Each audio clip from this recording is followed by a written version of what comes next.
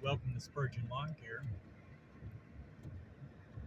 Showing you my road conditions where I'm at, and that I'm getting ready to run and get some gasoline for my snow thrower, and try to get some work done.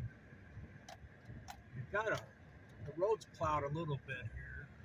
They end up the secondary road that I was just on was um, one lane with about a 2 foot high embankment on each side. So it's going to be rough if two cars come down. But anyway,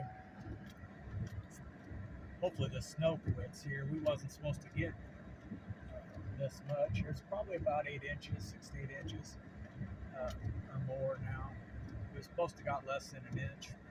I kept checking. I'm thinking, man, somebody missed it now. That's all right. We're gonna get it. And didn't get the leaves completely cleaned up before the snow hit.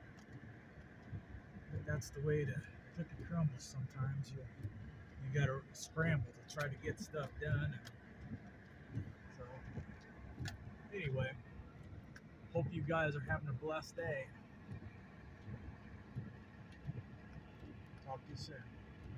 Hope don't forget to like and subscribe and watch another video. I appreciate you.